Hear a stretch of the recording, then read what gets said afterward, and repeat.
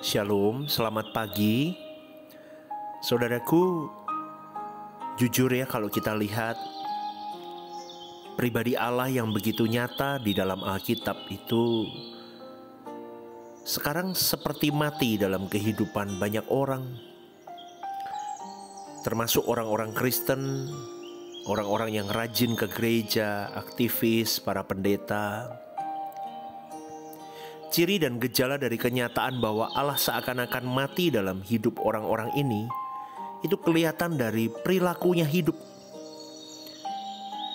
Karena kita sudah mewarisi kekristenan yang meleset, palsu dan kosong. Mirip tapi tidak asli. Maka tidak semua orang kekristenannya sejati. Karena faktanya bahwa menunjukkan bahwa kita ini mewarisi kekristenan yang palsu, saudaraku. Maka kita tidak boleh merasa damai, merasa baik-baik saja dengan keadaan kita saat ini.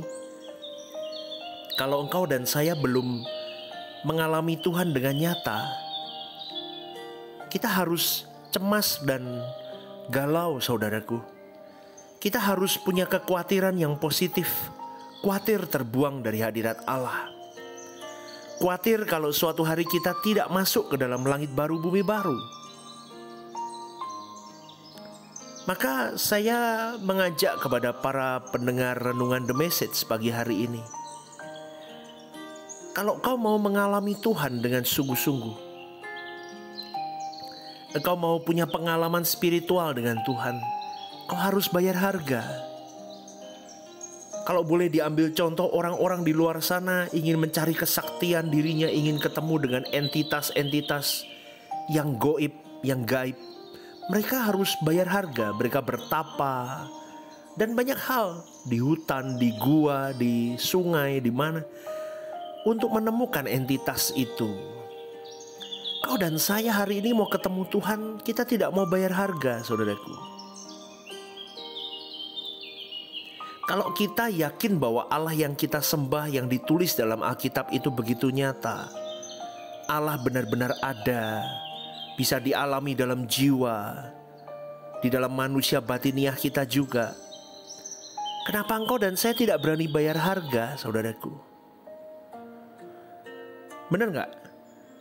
Pertaruhan yang kita miliki ini terlalu kecil mengikut Kristus. Kita hanya nyanyi aja di gereja seringkali. Aku mau jadi pejuang sejatimu, hari ini, nanti, dan selamanya engkau Tuhan satu-satunya. Kadang cuma nyanyi, tapi kita gak sungguh-sungguh praktek dalam hidup. Praktek, saudaraku, kita harus berjuang di dalam masalah-masalah yang kita alami. Kita bisa mengalami Tuhan kalau kita mau tertuju kepada kebenaran itu. Contoh, kita sedang disakiti, diomongi jahat orang, dikhianati, dibuang. Tapi kalau engkau bisa tetap fokus kepada kebenaran, keadaan yang buruk itu bisa menjadi mutiara indah buat kita loh. Kalau kita responnya benar. Pertama, kita bisa ngampuni orang yang menyakiti kita. Kita bisa pertama kali untuk say hello sama dia. Loh, orang kalau masih benci gak bisa, saudaraku. Kita bisa say hello, kita bisa ajak bicara orang itu. Kita bisa praktek firman. Maka kita bisa melihat diri kita ada perubahan ketika kita mengalami Tuhan. Maka berurusan dengan Tuhan itu gak bisa sembarangan. Karena Tuhan yang kita sembah itu Tuhan yang bukan Tuhan yang murahan. Berurusan dengan Tuhan itu selalu dengan segenap, dan segenap. Tanpa batas, saudaraku. Jadi kalau kita masih punya cara hidup yang salah, sampai mati kita tidak akan pernah mengalami Tuhan dengan benar. Dan saya yakin, saudaraku, kesucian hidupnya pasti rendah, pasti rusak. Dan pasti akan masih banyak terikat dengan berbagai ikatan-ikatan dosa dan percintaan dunia.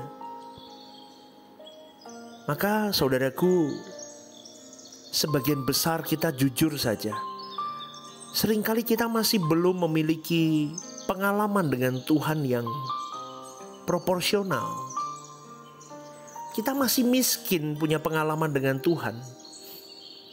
Apalagi orang-orang Kristen yang sudah puluhan tahun dari kecil jadi orang Kristen. Kalau kalian benar-benar tidak mau punya kerinduan mengalami Tuhan, ada sesuatu yang salah, saudaraku. Tapi mungkin kalian yang mendengarkan renungan ini berkata, aku udah berjuang kok pastor, tapi aku gak bisa menemukan Tuhan. Maka kembali lagi, perjuanganmu harus segenap, dan segenap. Bayar hargamu di titik itu, saudaraku. Baru kau bisa mengalami Tuhan. Kekudusan hidup harus dibayar dengan segenap, dan segenap. Kesucian hidup harus dibayar dengan segenap, dan segenap. Maka kita baru bisa real mengalami Tuhan. Jadi kalau kita tidak segenap, dan segenap, mau menjalin hubungan intim dengan Tuhan aja bisa 1 minggu habis itu luntur.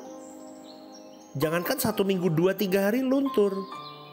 Karena kita setengah hati, kita tidak berani bayar harga. Itu beratnya, saudaraku. Berat. Kalau kita tahu bahwa aku mau sampai di titik aku jadi sahabat Tuhan, atau aku mau sampai di titik menjadi anak-anak Allah yang sah, aku mau berkenan di pemandangannya, yaitu bayarannya segenap, dan segenap. Kau rajut hubungan yang eksklusif dengan Tuhan. Dan berjuang, kau bisa berkatakan kepada jiwamu, aku mau menemukan Tuhan sebelum aku meninggal dunia. Betul, saudaraku, kalau orang sudah sampai di titik itu, dia tidak takut dengan apapun di bumi ini. Bahkan kematian sekalipun itu tidak akan mencekam untuk dirinya.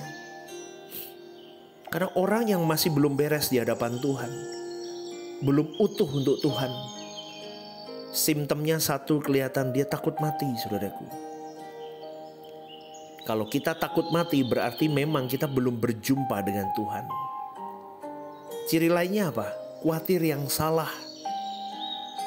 Khawatir yang salah. Khawatir dengan masa depannya, khawatir dengan kehidupan ekonominya, khawatir dengan pasangan hidup, khawatir dengan momongan, khawatir dengan ini dan itu. Itu contoh orang yang belum berjumpa dengan Tuhan. Kalau orang berjumpa dengan Tuhan, dia tidak khawatir negatif, tapi dia akan khawatir positif. Artinya apa?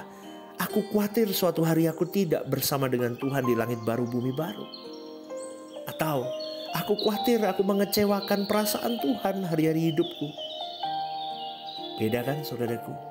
Dan simptom yang ketiga, orang yang belum berjumpa dengan Tuhan hidup dalam dosa pasti. Orang yang berjumpa dengan Tuhan pasti takut berbuat dosa. Dia akan terus berjuang untuk meninggalkan dosa. Dan dia meratapi refleks dosa yang masih dia miliki. Maka kita harus membuktikan bahwa Allah itu ada, saudaraku. Kenapa kita tidak berani 1 jam, setengah jam lah, 20 menit bermeditasi dengan Tuhan? Kau mau ketemu Tuhan, kau mau masuk dalam hadirat Tuhan. Dipaksa, saudaraku, jangan dibiarkan. Jangan ikuti kata dagingmu. Paksa dagingmu untuk terus masuk dalam hadirat Tuhan sampai dagingmu itu mati. Kalau kita memaksa diri ada di hadapan Tuhan setiap hari, kita akan bisa mengerti Allah itu hidup. Dan itu tidak bisa dijelaskan, saudaraku. Akan ada kesaksian di dalam batin kita. Dan semuanya itu tergantung seberapa nekat kita. Seberapa kita berani hidup gila-gilaan untuk Tuhan kita. Ini saya ngomong begini, saya berjuang, saudaraku. Saya berjuang. Kalau Tuhan mau nyata dalam hidupmu, Kau harus berani untuk di posisi berkenan di keadaanmu di hadapan Allah. Dan harus berjuang untuk memenuhi rencana Allah di dalam 24 jam per hari hidupmu. Hari ini Tuhan mau aku apa ya? Berjuang saudaraku. Sehingga tidak ada waktu yang dibuang-buang untuk gibahin orang. Waktu dibuang untuk ngerumpi. Waktu dibuang untuk nonton sinetron-sinetron yang gak perlu. Tontonan-tontonan yang gak perlu. Waktu gak dibuang untuk teleponan untuk ngomongin orang. Enggak saudaraku. Tapi akan 24 jam itu akan dipergunakan maksimal untuk kepentingan Tuhan. Itu baru bisa nyata Tuhan dalam hidupmu. Begitu loh saudaraku. Orang yang sudah mengalami Tuhan, orang yang pasti memenuhi hidup di dalam rencana Allah, dia akan sangat menyesal 1 menit waktu hidupnya terbuang untuk hal sia-sia. Ekstrim, tapi itu bayarannya. Ketemu Tuhan begitu, mengalami Tuhan begitu. Semua di dalam plan hidup yang baik, di dalam hikmat marifat yang Tuhan beri, mengatur pola hidupnya. Segenap untuk Tuhan saudaraku. Kerja yang baik dia. Pelayanan yang baik di gereja. Ngurus rumah tangga, ngurus yang baik. Semua hal saudaraku, studi yang istimewa. Buat Tuhan, segenap lakukan. Orang kalau masih hitung-hitungan, contoh di dunia pelayanan, bukan aku kok pendetanya. Udahlah aku biasa aja. Gak bisa saudaraku. Kita semua punya bagiannya. Maka dari itu saudaraku yang dikasih oleh Tuhan, seperti Musa, Daniel, Sadrak, Mesak, Abednego, Yusuf, semuanya itu disertai Tuhan dengan begitu hebat. Karena mereka semua itu memenuhi rencana Allah. Bagaimana engkau dan saya? Maka temukan rencana Allah dalam hidupmu secara pribadi. Lalu hiduplah di dalam kekudusan dan kesucian, rajut itu. Jangan sampai setan mematahkan semangatmu dan berkata susah hidup suci. Siapa bilang? Berjuang bisa, Roh Kudus pasti tuntun saudaraku. Kalau kita sudah melangkah, kita tahu bahwa hidup suci itu sesuatu yang bisa kita lakukan. Kita tidak akan dipermalukan kalau kita hidup suci saudaraku. Amin. Hanya orang yang hidup di dalam rencana Allah akan mengerjakan pekerjaan Allah dengan motif yang benar. Bukan gila hormat. Bukan minta dibanggakan oleh manusia. Tidak merasa berjasa kalau sudah menolong pekerjaan Tuhan. Hei, Tuhan titipkan semua ke kamu. Tujuannya untuk menyelesaikan pekerjaan Tuhan. Itu bukan milikmu saudaraku. Semuanya, harta, benda, talenta, waktu, semuanya. Pikiran, tenaga, semua itu milik Tuhan, dititipin ke kita. Tapi seakan-akan kita baru memberi segelintir saja yang kita miliki. Seakan-akan kita sudah berjasa penuh loh sama Tuhan. Orang yang benar-benar segenap untuk Tuhan, mereka malu kalau mereka masih hitung-hitungan untuk Tuhannya. Ya, mereka malu kalau mereka mengerjakan pekerjaan Tuhan dengan motif yang salah. Ya, berjuang saudaraku, kita mau hidup benar di pemandangan Allah. Maka kita akan disertai Tuhan. Maka kita akan mengalami Tuhan. Maka kita akan memiliki perubahan yang luar biasa. Kalau kita hidup segenap untuk Tuhan.